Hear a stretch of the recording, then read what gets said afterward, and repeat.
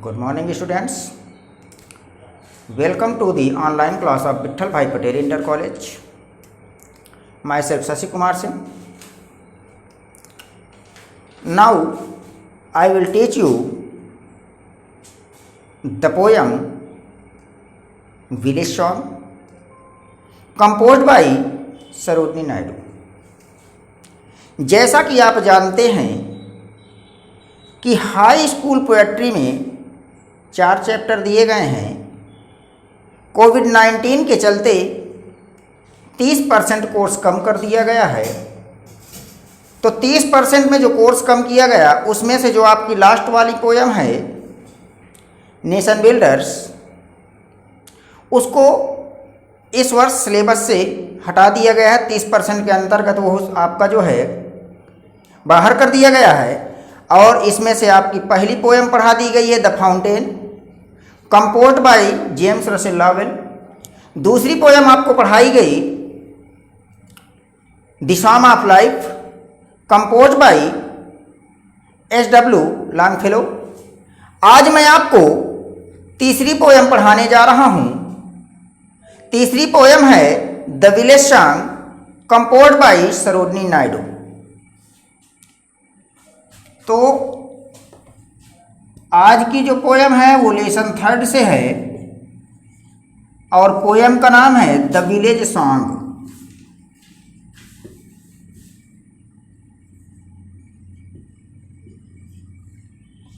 इसे कंपोज किया है Sarojini Naidu.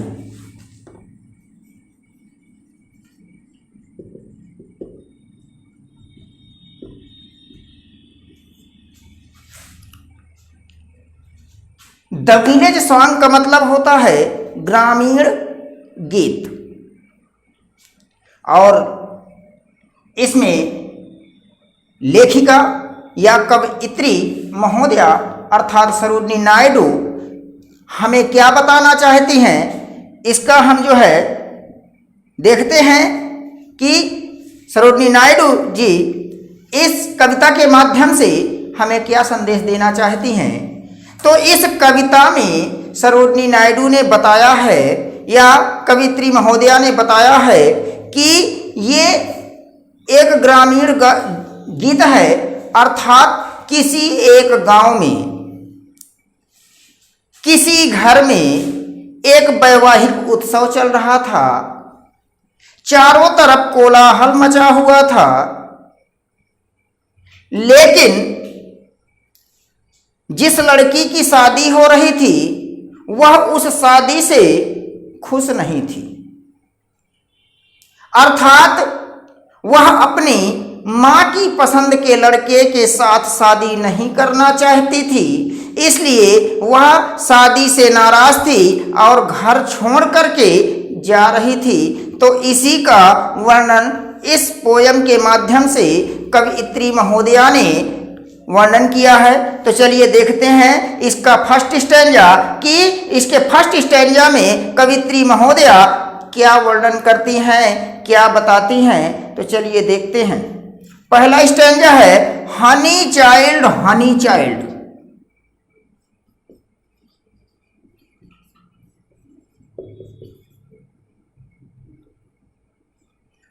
Honey child Honey child, whither are you going?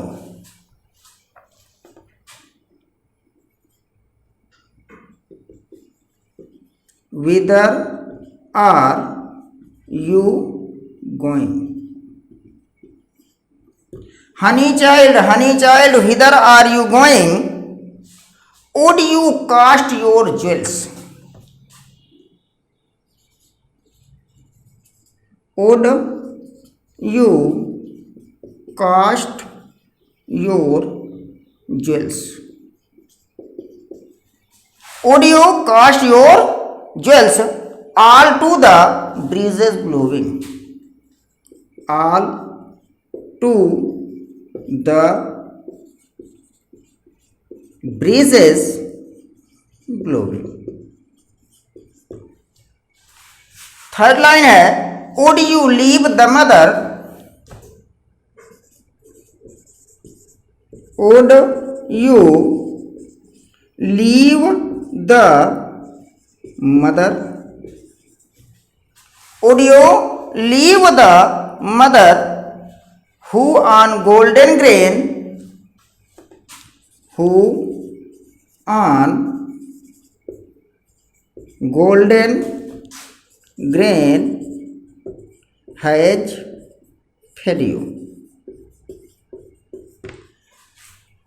इस स्टैंजा की लास्ट लाइन है would you grieve the lover, would you grieve the lover who is riding forth, who is riding forth to wed you? ये आपका पहला stanza हो गया। पहले stanza में यहाँ पर 4 लाइन्स दिया हुआ है। देख लेते हैं क्या क्या लिखा हुआ है। पहली लाइन में लिखा गया है honey child whether are you going, would you cast your jewels all to the breezes blowing, would you leave the mother who on golden grain has fed you, would you grieve the lover who is riding forth to wed you. यहां पर ये पहला stanza है। इसकी meaning देख लेते हैं। Honey child का मतलब होता है प्यारी बच्ची, विदर का मीन्स होता है कहाँ, वुड यू कास्ट मीन्स होता है फेंकना, ज्वेल्स मीन्स होता है आभूषण, ब्रीजेज का मतलब होता है शीतल सुगंधित वायु, ब्लोविंग मीन्स होता है बहना। Would you leave the mother who on golden means होता है सुनहरा, ग्रेन मीन्स दाने, फेड मीन्स खिलाना, ग्रीव मीन्स दुखी करना, लवर मीन्स यहां प्रेमी भी कह सकते हैं, लेकिन इस स्टैंजा के में जो है लवर मीन्स होता है दूल्हा। हु इज राइडिंग मीन्स होता है सवार होना, राइडिंग फोर सवार होकर, वेड मीन्स शादी करना। फिर से एक बार ध्यान देंगे। हनी चाइल्ड प्यारी बच्ची, विदर कहाँ, कास्ट मीन्स फेंकना, ज्वेल्स आभूषण, ब्रीजेस शीतल सुगंधित वायु, ब्लोविंग बहना, गोल्डन सुनहरे, ग्रीव कष्ट पहुंचाना दुखी करना, राइडिंग फोर्थ घोड़े पर सवार होना, वेड शादी करना। अब देखते हैं इस स्टैंजा में कवि महोदया बच्ची को क्या समझाना चाहती है, अर्थात जिस बच्ची की शादी हो रही होती है उस बच्ची को कवित्री क्या बताना चाहती हैं, क्या समझाना चाहती हैं। तो इस स्टैंजा में सरोजिनी नायडू अर्थात लेखिका महोदया या लेखिका बच्ची को समझाते हुए कहती हैं, क्या कहती हैं, हनी चाइल्ड प्यारी बच्ची, विदर आर यू गोइंग तुम किधर जा रही हो, ऐ प्यारी बच्ची तुम किधर जा रही हो, would you cast your jewels all, would you क्या तुम कास्ट उतार कर फेंक दोगी, योर ज्वेल्स ऑल अपने सभी आभूषणों को, टू द ब्रीजेस ब्लोविंग शीतल यानी बहती हुई शीतल सुगंधित वायु में, क्या तुम अपने सभी गहनों को उतार करके शीतल सुगंधित वायु में या बहती हुई शीतल सुगंधित वायु में फेंक दोगी। वुड यू लीव मीन्स छोड़ना, क्या तुम छोड़ दोगी, द मदर अपनी माँ को, हु जिसने ऑन गोल्डन सुनहरे, ग्रेन अनाज या दाने, हैज फेड यू तुम्हें खिलाया है, क्या तुम अपनी माँ को छोड़ दोगी जिसने तुम्हें खाने के लिए सुनहरे दाने दिए हैं या फिर जिसने तुम्हें सुनहरे दाने खिलाए हैं। Would you grieve the lover, क्या तुम दूल्हे को कष्ट दोगी? Who is riding forth to wed you, जो घोड़े में सवार होकर के तुमसे ब्याह करने के लिए आ रहा है। इस पद के माध्यम से कवित्री महोदया बच्ची को समझाते हुए कहती हैं या समझाती हैं। क्या समझाती हैं? अरे प्यारी बच्ची, अरे प्यारी बच्ची, तुम किधर जा रही हो?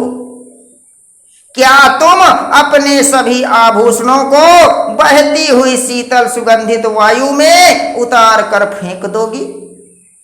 क्या तुम अपनी माँ को छोड़ दोगी या छोड़कर चली जाओगी, जिसने तुम्हें खाने के लिए सुनहरे दाने दिए हैं? क्या तुम दूल्हे को कष्ट दोगी जो घोड़े में सवार होकर के तुमसे शादी करने के लिए आ रहा है? यहाँ पर फर्स्ट स्टैंजा में कवित्री महोदया ने बच्ची को यह संदेश दिया, उसे यह समझाया। अब हम जो है इसका सेकेंड स्टैंजा देखते हैं कि आखिर सेकेंड स्टैंजा में क्या बात होती है, यानी लेखिका और जो है बच्ची के बीच यहाँ पर क्या बात होती है सेकेंड स्टैंजा में। तो चलिए पहले सेकेंड स्टैंजा देखते हैं कि सेकेंड स्टैंजा में 4 लाइन की पोएम्स में क्या लिखा हुआ है। पहली लाइन है, mother mine to the wild forest.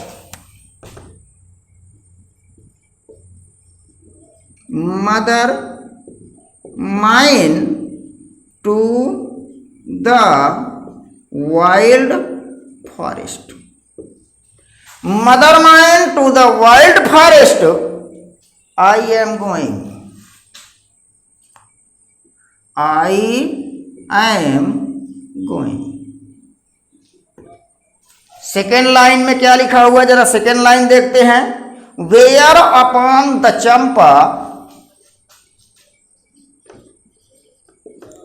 Where upon the champa boughs the champa buds. The champa boughs the champa buds are blowing.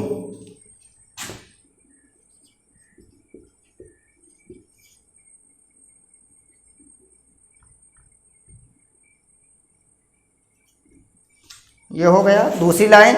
तीसरी लाइन देखते हैं कि तीसरी लाइन में क्या लिखा हुआ है। To the koel haunted,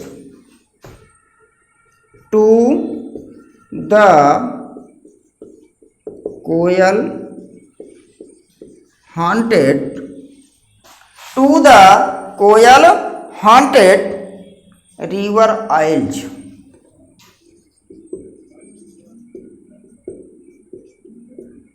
river IELTS.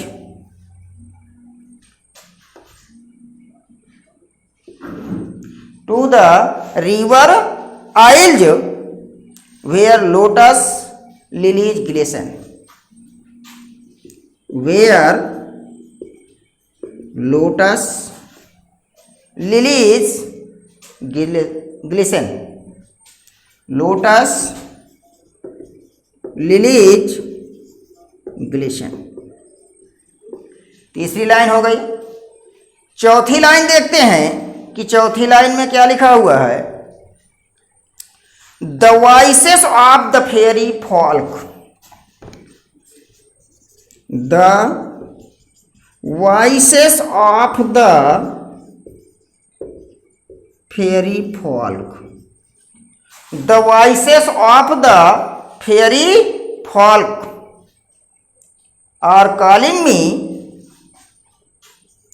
are calling me, oh listen।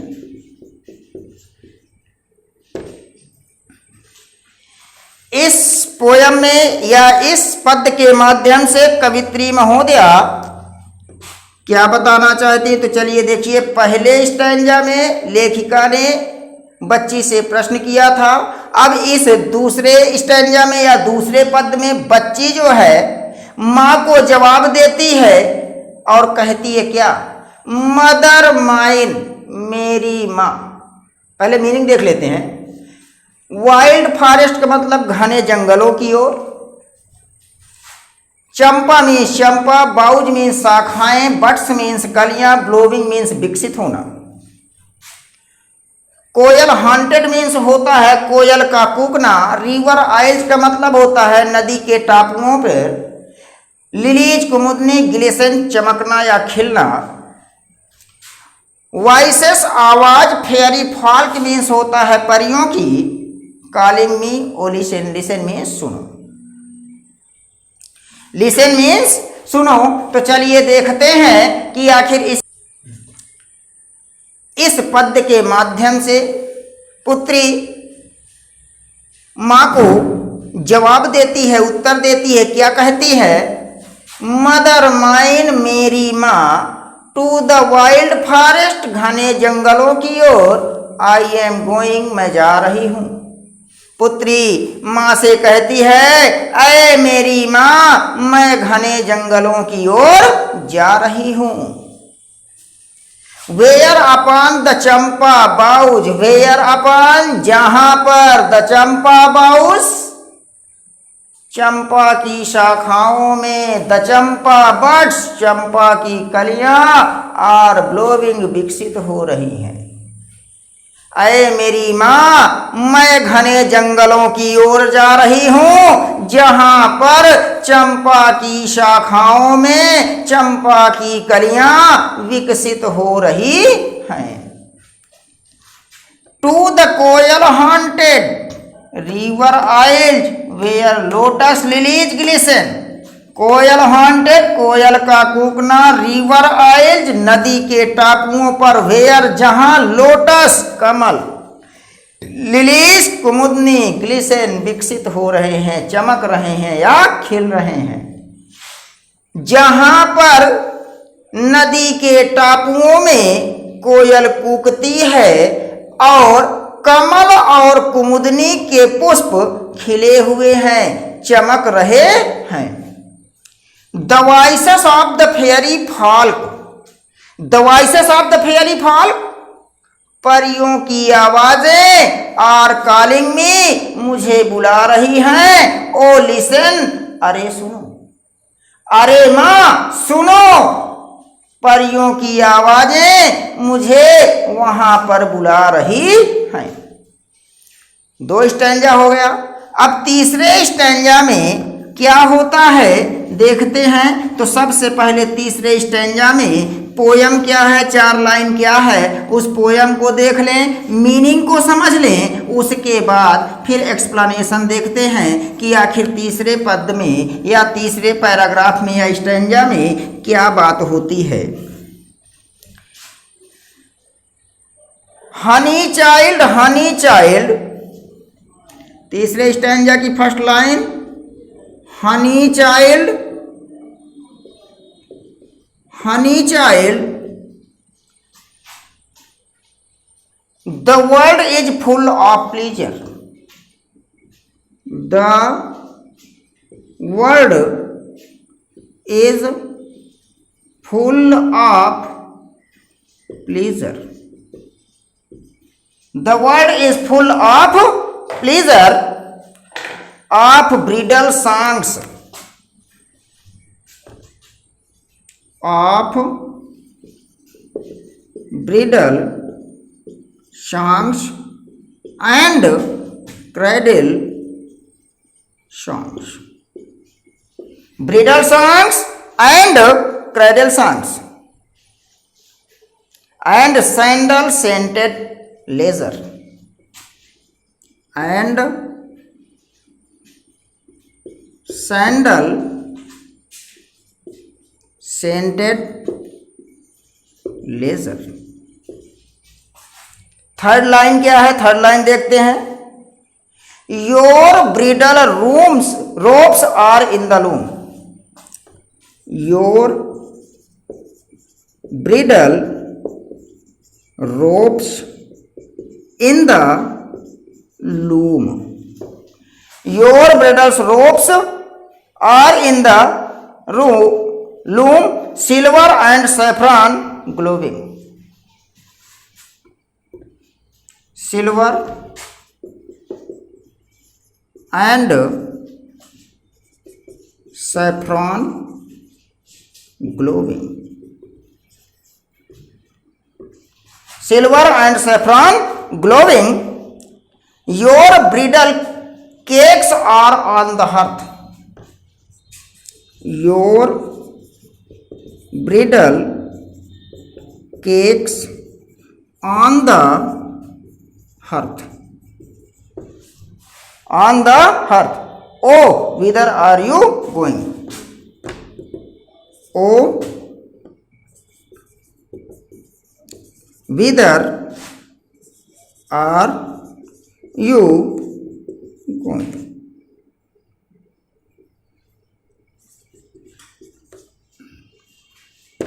ये आपका तीसरा पद हो गया। अब यहां पर पहले मीनिंग देख लेते हैं। फुल ऑफ मीन्स भरा हुआ, प्लीजर मीन्स खुशियों से, ब्रिडल सॉन्ग्स का मतलब होता है वैवाहिक गीत अर्थात शादी विवाह के अवसर पर गाए जाने वाले गीत। क्राइडल सॉन्ग्स का मतलब होता है पालने के गीत अर्थात जब लड़की की विदाई होती है तो उस समय विदाई गीत गाए जाते हैं। एंड सैंडल सेंटेड, सैंडल का मतलब होता है चंदन, सेंटेड का मतलब सुगंध, लेजर मीन्स होता है चारों ओर। ब्रिडल रोप्स, ब्रिडल का मतलब होता है वैवाहिक, रोप्स मीन्स होता है वस्त्र या कपड़े अर्थात कहने का मतलब यह है कि शादी विवाह के अवसर पर पहने जाने वाले कपड़े। लूम का मतलब होता है करघा अर्थात जहां पर कपड़ों की बुनाई होती है। सिल्वर मीन्स होता है चांदी, सैफ्रॉन मीन्स होता है केसरिया, अब ग्लोविंग मीन्स होता है चमकना। ग्लोविंग मीन्स क्या होता है? चमकना। ब्रिडल केक्स, ब्रिडल मीन्स होता है वैवाहिक और केक्स का मतलब होता है रोटी। On the hearth, hearth means होता है चूल्हे पर। O whither are you going, अरे तुम किधर जा रही हो। तो चलिए देखते हैं तीसरे स्टैंजा में कवित्री महोदया बच्ची को समझाती हुए कहती हैं, क्या कहती हैं? हनी चाइल्ड, ऐ प्यारी बच्ची, the world is full of pleaser, यह संसार खुशियों से प्रसन्नताओं से भरा हुआ है।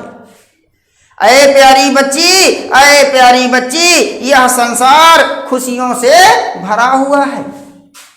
Of bridal songs and cradle songs and sandal scented leisure. Bridal songs वैवाहिक गीत, क्राइडल सॉन्ग्स पालने के गीत, sandal scented leisure, sandal scented चंदन की खुशबू, लेजर चारों तरफ अर्थात चारों तरफ वैवाहिक गीत गाए जा रहे हैं, पालने के गीत गाए जा रहे हैं और चारों तरफ चंदन की खुशबू फैली हुई है।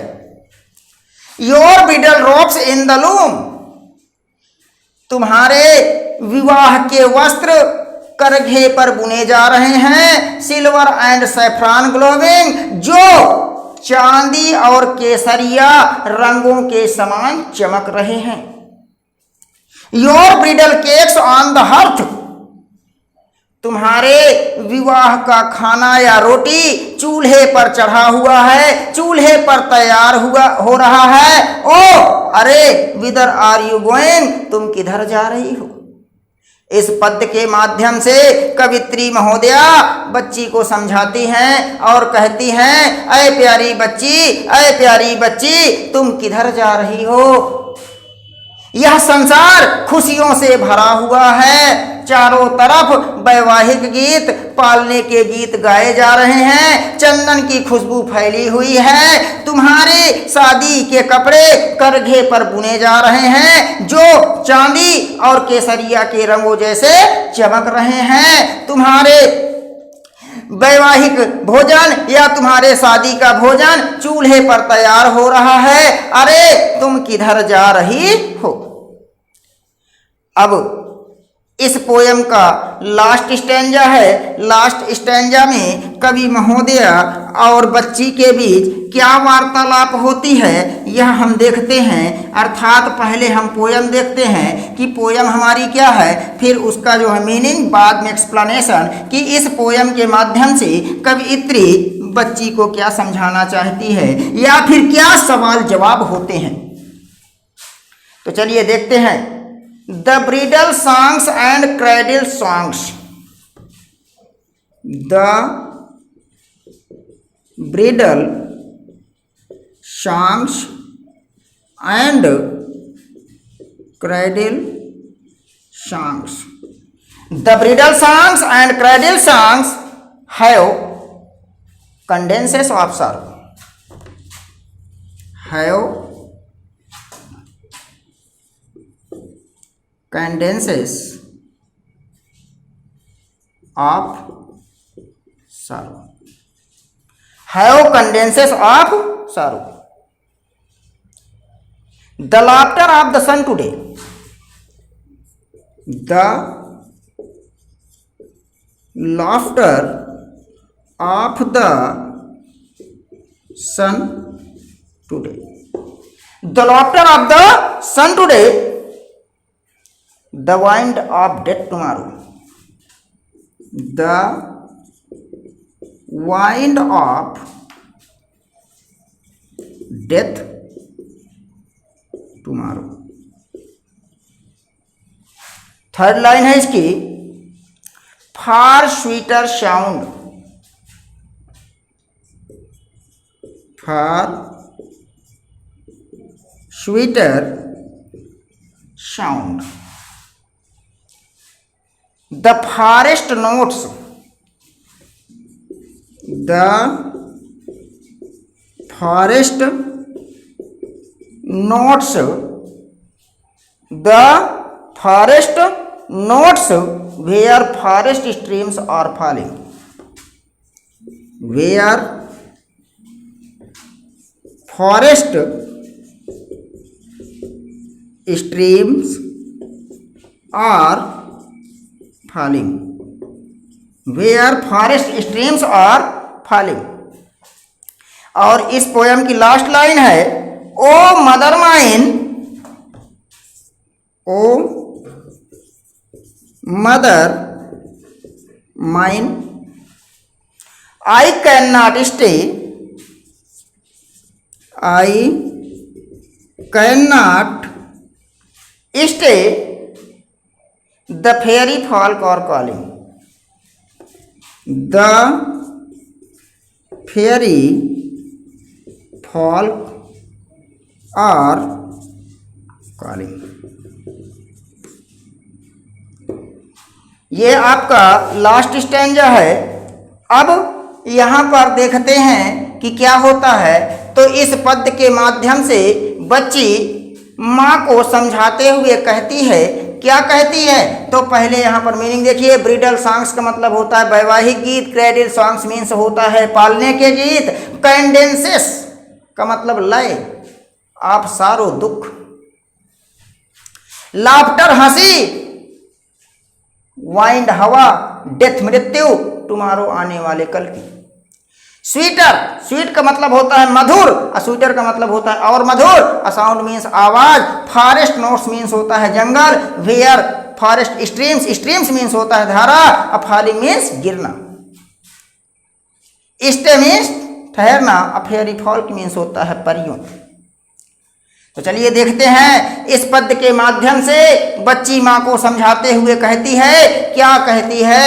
The bridal songs and cradle songs have cadences of sorrow. वैवाहिक गीतों और पालने के गीतों में दुख का लय होता है। The laughter of the sun today, the laughter of the sun today, आज के सूर्य की, यानी आज के सूर्य की हंसी, the wind of death tomorrow, आने वाले कल के मृत्यु की हवा बनेगी। आज के दिन के सूर्य की हंसी आने वाले कल के मृत्यु की हवा बन जाएगी। The sweeter sound the forest notes where forest streams are falling, जहां पर जंगल में नदियों की धाराएं गिरती हैं, उसकी मधुर मधुर आवाज। ओ मदर माइन, ऐ मेरी माँ, आई कैन नॉट स्टे, मैं नहीं रुक सकती हूँ, मैं नहीं ठहर सकती हूँ। The fairy folk are calling, परियां मुझे बुला रही हैं। क्या कहा गया इस पद्य के माध्यम से? बच्ची कहती है कि वैवाहिक गीतों और पालने के गीतों में दुख का लय होता है। आज के सूर्य की हंसी कल के मृत्यु की हवा बन जाएगी। घने जंगलों में जहां पर नदियों की धाराएं गिरती हैं, उसकी मधुर मधुर आवाज। ऐ मेरी माँ, मैं नहीं रुक सकती हूँ। क्यों? क्योंकि परियां मुझे बुला रही हैं।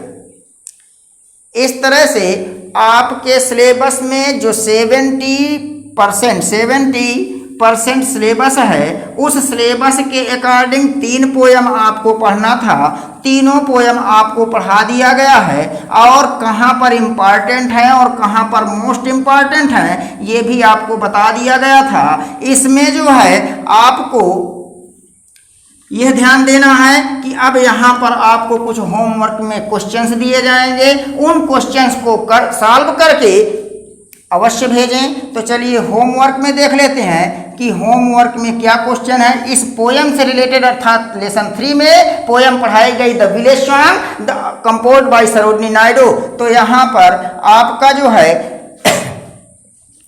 पहला आप स्टैंजा ले सकते हैं, या तो पूरे पोयम से आप क्वेश्चन लिख के भेज सकते हैं। पूरे पोयम से रिलेटेड क्वेश्चन भेज दे रहा हूं। पहला क्वेश्चन है write the name of the poem. Second question है इसका write the name of the poet. Third question है find out the rhyming words. Find out the rhyming words, ये आपका तीसरा क्वेश्चन हो गया। अब ये 3 क्वेश्चंस आपको होमवर्क में दिए जा रहे हैं। इसके बाद जैसे ही पहले वीडियो में बताया गया था कि आपकी जो पोएट्री होती है उसके अंतर्गत पोयम होती हैं, तो पोयम से रिलेटेड आपके 2 क्वेश्चंस आते हैं, एक क्वेश्चन नंबर 5 और दूसरा क्वेश्चन नंबर 6। तो क्वेश्चन नंबर 5 के थ्रू एक स्टैंजा दे दिया जाएगा और उसके नीचे 2 क्वेश्चंस दे दिए जाएंगे। दोनों ही क्वेश्चंस कंपलसरी होंगे। आपको उस पद को, उस पोयम को पढ़ना है और पढ़ने के बाद नीचे दिए गए प्रश्नों के जवाब देना है। ये आपका 5वां क्वेश्चन 4 नंबर का होता है। 6वें क्वेश्चन में बताया गया कि 6वें क्वेश्चन में आपको एक पोयम राइट करना है। क्या राइट करना है? पोयम राइट करना है। क्वेश्चन पेपर का जो 6वां क्वेश्चन होगा उसमें एक पोयम राइट करना है। तो पोयम जो आती है आपकी वो कितने मार्क्स की आती है? 3 मार्क्स की आती है। तो इस तरह से आपका जो पोएट्री से या पोयम से 7 मार्क्स के क्वेश्चन होते हैं क्वेश्चन पेपर में, वो आपको बता दिया गया। 3 पोयम पढ़ा दी गई, 3 पोयम में से कोई एक पद दे देगा और पद के नीचे 2 क्वेश्चन दे देगा। दोनों क्वेश्चन के आपको जवाब देने हैं। फिर 6वां क्वेश्चन जो आता है वहां पर आपको पोयम लिखना है। तो वह पोयम कितने मार्क्स की आती है? 3 मार्क्स की आती है। तो यहाँ पर 3 मार्क्स की पोयम आती है। तो आप जो है 3 चैप्टर पढ़ने के बाद 2 4 लाइन की पोयम कंप्लीट कर लीजिए। हो सकता है कि जो आप पोयम याद करें हो, मान लीजिए आपने एक ही पोयम याद किया, तो हो सकता है कि वह क्वेश्चन पेपर में आ जाए। तो जो क्वेश्चन पेपर में पोयम दी होती है उसको हम कॉपी करके हम क्वेश्चन नंबर 6 में नहीं लिख सकते, क्योंकि उसमें सीधे लिखा होता है डोंट कॉपी। डोंट कॉपी का मतलब होता है कि क्वेश्चन पेपर में आए हुए पोयम को नकल करके आप मत लिखिए, पोयम कोई दूसरी लिखिए। तो इस तरह से आप 2 पोयम कंप्लीट कर लीजिए। 2 में से एक अगर क्वेश्चन पेपर में आ गई, दूसरी पोयम आपके पास बच जाएगी। लेकिन पोयम को अच्छी तरह से कंप्लीट करना, कहां पर आपका कैपिटल लेटर है, कहां पर आपका जो है करेक्ट सिंबल ऑफ पंक्चुएशन है, यानी पंक्चुएशन का सही यूज करना, तो आपको जो है पोएम में अच्छे मार्क्स मिल जाएंगे। इस तरह से आपका पोएट्री का सिलेबस जो है अब समाप्त हो गया है, जो आपके सिलेबस के अकॉर्डिंग है। यदि आपको यह वीडियो पसंद आया हो तो ऐसे ही और अधिक वीडियो पाने के लिए आप चैनल को सब्सक्राइब करें और बेल आइकन अवश्य ही दबाएं। Thank you to all of you.